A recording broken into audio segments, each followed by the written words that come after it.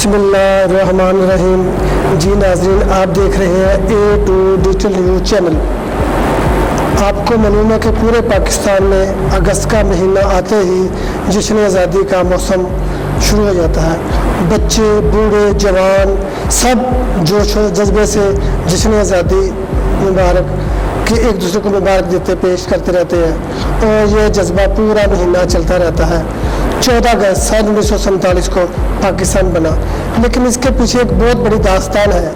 कि हमारे बड़ों ने बहुत बड़ी कुर्बानियाँ दी। बच्चों ने अपने सर कटवाए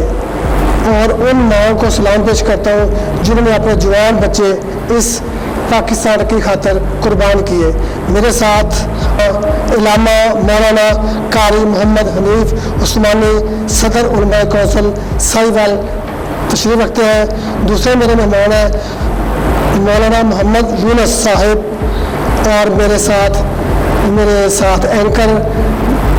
जो मेरा साथ दे रहे हैं जनाब मौलाना एजाज कादरी साहब। मौलाना साहब, आपको मालूम है कि नौजवान नस्ल जो है वो जश्न आज़ादी बड़े मोहब्बत और प्यार से मनाती है। दीन क्या कहता है हमें? बिस्मिल्लाहिर्रहमानिर्रहीम। माशाअल्लाह, सबसे पहले तो मैं A2 न्यूज़ का चैनल का मशकूर हूँ कि आपने हमें आज़ादी के मौके पर हमें भी याद किया। आज़ादी इंसान का जो है ये अल्लाह तबारक व तआला की ज़ात ने इंसान को फितरी तौर पे आज़ाद पैदा किया है। हमारा मुल्क पाकिस्तान आज़ाद मुल्क है और हमें ये आपने जो कहा है कि नौजवान जिस अंदाज से ये मना रहे हैं आज़ादी, तो इस्लाम का तरीका क्या है? ये जिस तरह मंचलों पर ये आज़ादी मना रही हैं, इस्लाम का मनाफी है। इस्लाम का तरीका यह है कि हमारे आबा व अजदाद ने इस मुल्क पाकिस्तान को इसके हुसूल के लिए जो कुर्बानियाँ दी हैं, हमारा हक बनता है कि हम उनकी रूह को इसाले सवाब करें। जो हमारे नौजवान शहीद हो गए, जिन्हें माओं ने अपने सामने अपने बेटों को शहीद होते देखा, अपनी छाती कटवाते हुए देखा, अपने बच्चों को सामने दरियाओं में लिटा उनको जो है ना बहा दिया गया, तो हमें आज़ादी का जो पैगाम है वो इस्लाम की रूह से मनाना चाहिए, ना कि मंचलों वाले। जी, अपना जैसा कि हमारे A2 न्यूज़ के मोहतरम CEO साहब इरशाद हुसैन साहब आपसे पूछ रहे थे, हज़रत साहब मैं ये पूछना चाहता हूँ कि आज़ादी एक नेमत है, इसको आप किस तरह देखते हैं? क्या वाकई हमारे लिए ये नेमत है? क्या हम उस नेमत से जो है ना वो फ़वायद हासिल कर चुके हैं या नहीं? इसके हवाले से कुछ गुज़ार कीजिए। इसको मैं तारीख़ी पस मंज़र में यूँ देखता हूँ आज़ादी बतौर नेमत को। आज से 1400 साल पहले पाक पैगम्बर अलैहि सलाम ने अल्लाह से दुआ की थी, या अल्लाह हमें ज़मीन का कोई एक ऐसा खित्ता अता फरमा जिस जगह पर बैठ कर हम अल्लाह की वहदानियत का अलम बुलंद आज़ादी से कर सकें। और इसी तरह आज से तकरीबन 70-72 साल जब से पाकिस्तान आज़ाद हुआ है, हमारे बुजुर्गों ने भी एक दुआ की थी, या अल्लाह हमें भी ज़मीन का खित्ता अता फरमा जिस जगह पर हम रहकर आज़ादी के साथ अल्लाह की वहदानियत का अलम बुलंद कर सके। तो बतौर नेमत 1400 साल पहले जो पाक पैगम्बर ने दुआ की थी, अल्लाह ने अपने नबी की दुआ को कबूल करते हुए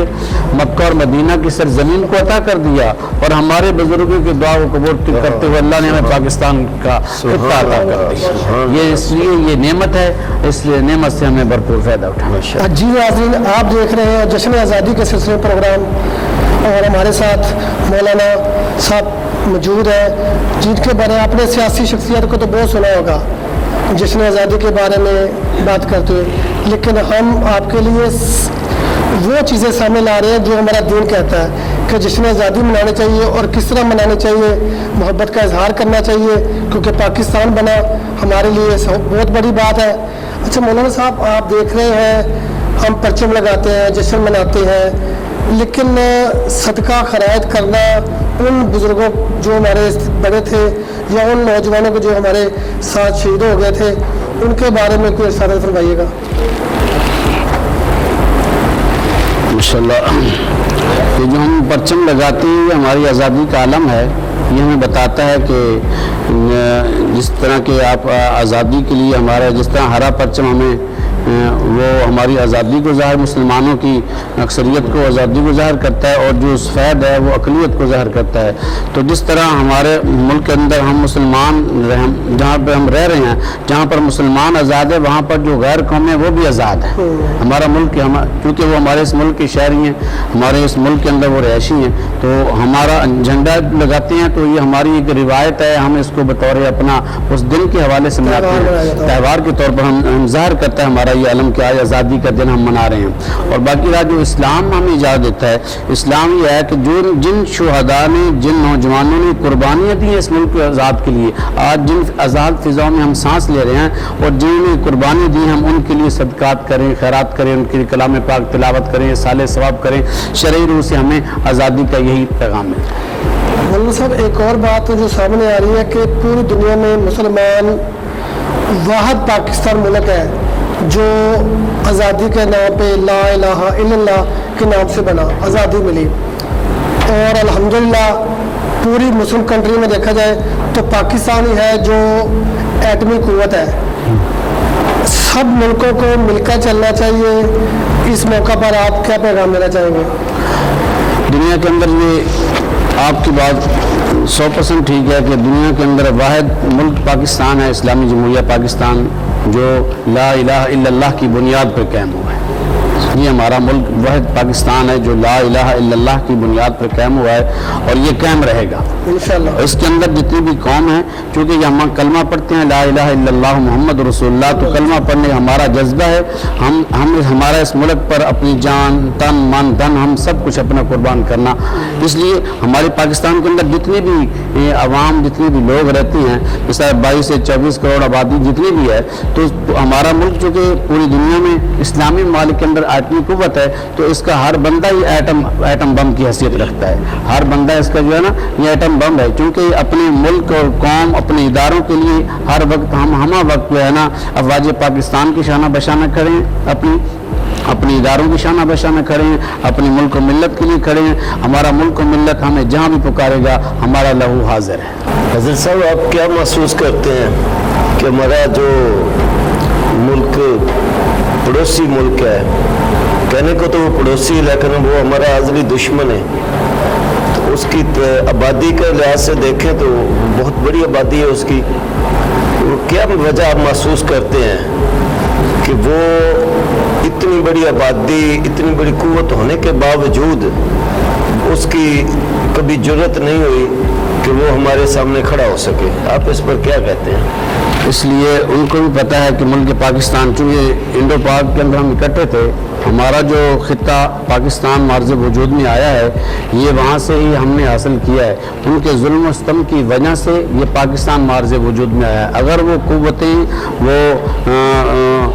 قوتیں اگر مسلمانوں کو پر ظلم و ستم نہ کرتی تو آج انڈو پاک ایک ہی ہوتا، ہم ایک ہی جگہ پر رہ رہے ہوتے۔ اس لیے ہمارا ان سے نظریاتی اختلاف ہے، ہم لا الہ الا اللہ کو ماننے والے ہیں، وہ غیر اللہ کو ماننے والے ہیں، ہم کلمہ پڑھنے والے ہیں، وہ کلمہ نہیں پڑھتے، ہمارا ان سے ہر چیز جدا، ہمارا نظریہ جدا، ہمارا رہن سہن جدا، ہمارا کلمہ جدا، ہمارا ہم سے ہر چیز جدا ہے۔ اس لیے ہمارا وہ نظریاتی مخالف ہے، وہ ہمارا دشمن ہے۔ پڑوسی کے حقوق ہیں، لیکن جب وہ حقوق اپنے پامال کر رہا ہے، اس کے باوجود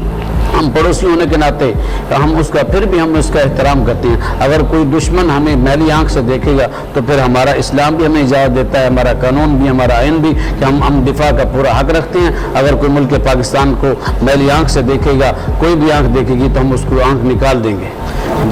آپ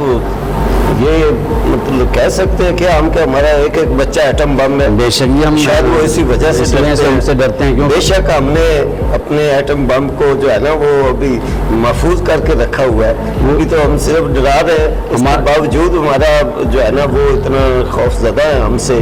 کہ وہ مطلب جرت نہیں کر رہے ہیں۔ صاحب میں یہ پوچھنا چاہوں گا، آج ہم تو جشن آزادی منا رہے ہیں، تو ہم بالکل ہمارے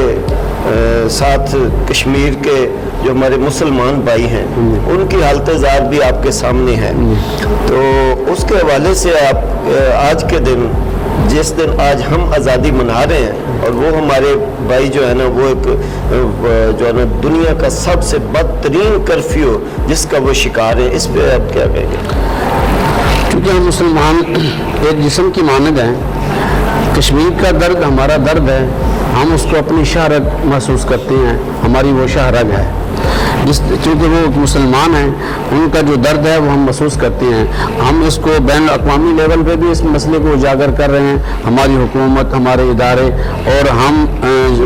دن اور رات ان شب و روز محنت ہم کشمیریوں کے ساتھ ہیں. اگر جو کشمیریوں پہ ظلم ہوگا تو ہم اپنے اوپر ظلم تصور کرتے ہیں، جو ان کے ساتھ جو زیادتی ہوگی وہ ہم اپنے اوپر زیادتی تصور کرتے ہیں. ہم ان کی آزادی کی جدوجہد میں بھی ہم برابر کے شریک ہیں، اس لیے ہمارا ملک، ہمارے ادارے سبھی ان کے ساتھ شانہ بشانہ کھڑے ہیں. جی، میں ہمارے ساتھ مولانا محمد یونس صاحب تشریف رکھتے ہیں. میں ان سے درخواست کروں گا کہ وہ آزادی کے حوالے سے وہ آج کے جیسے کہ میں نے حضرت صاحب سے کشمیر کے بارے عرض کی، اسی طرح آج فلسطین میں ہمارے مسلمان پریشان ہیں. شاید وہ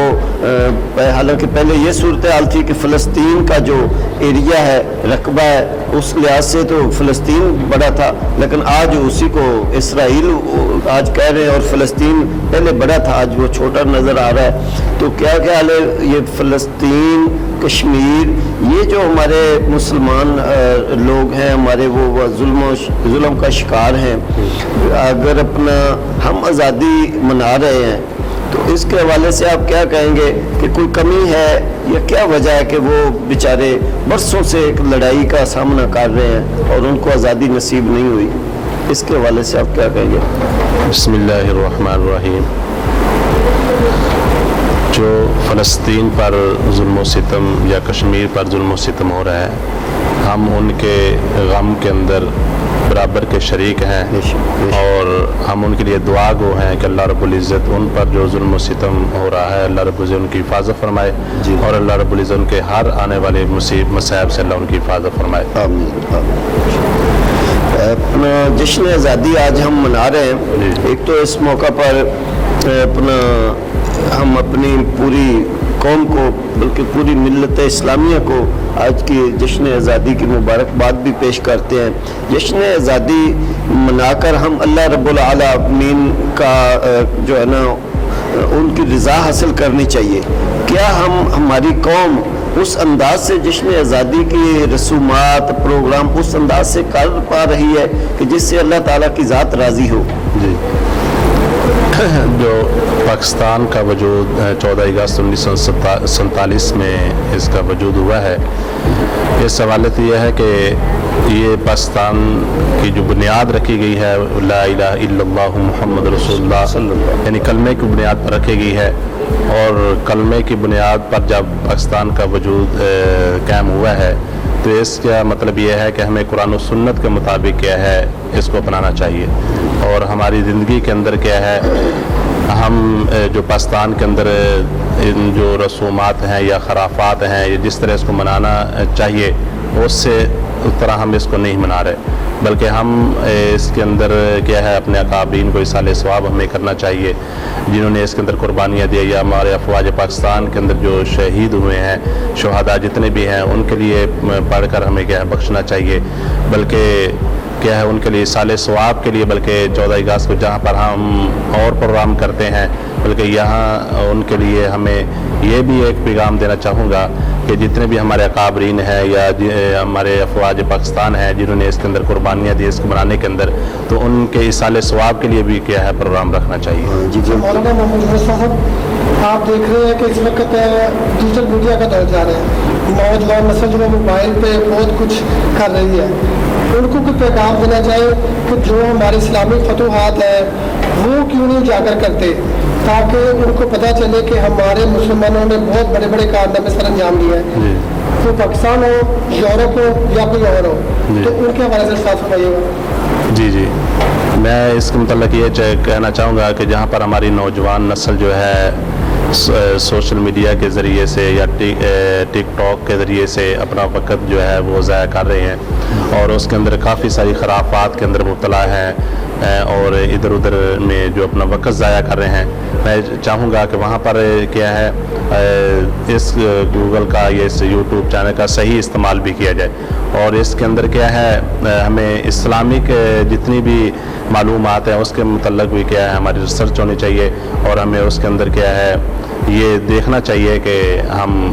उसकी मालूमात क्या है पूरी हासिल करनी चाहिए, ताकि हमें पता चल जाए कि इस्लामी महीनों के एतबार से क्या है हमारी जो सहाबा कराम रज़वान तआला अलैहिम की कुर्बानियाँ कहाँ पर हैं और किस इस्लामी महीने के अंदर कौन शहीद हुआ है। और इस तरह जैसे यकम मुहर्रमुल हराम के हवाले से हज़रत उमर की है या हज़रत हसन हुसैन की है, तो इस तरह मतलब 10 मुहर्रम को जिस तरह हज़रत हसन हुसैन की कुर्बानियाँ हैं, तो जितने भी 18 ज़िलहज्जा को हज़रत उस्मान गनी रज़ियल्लाहु अन्हु की शहादत मुबारक है, तो जितनी भी मतलब है कि इस्लामिक महीने के अंदर क्या है हमारे क्या है शहादा सहाबा इकराम रज़ियल्लाहु तआला अलैहिम ने कुर्बानियाँ दी हैं, तो इसके मतलब क्या हमें क्या है हमारी नौजवान नस्ल को मालूमात होनी चाहिए। जी शुक्रिया। जी नाज़रीन, आप देख रहे हैं एक डिजिटल न्यूज़ चैनल। 14 अगस्त के हवाले से नौजवान नस्ल को ये पैगाम देना चाहता हूँ कि वो उन लोगों को नक्शे कदम पर रखें जिन्होंने फतवा हासिल की। अगर कामयाब होना चाहते हैं, मन नहीं करके शोर शराबा करके या उन लोगों को सता के, तो आप जश्न आज़ादी में ना लें, लेकिन उनके साथ दुश्मनी कर रहे हैं।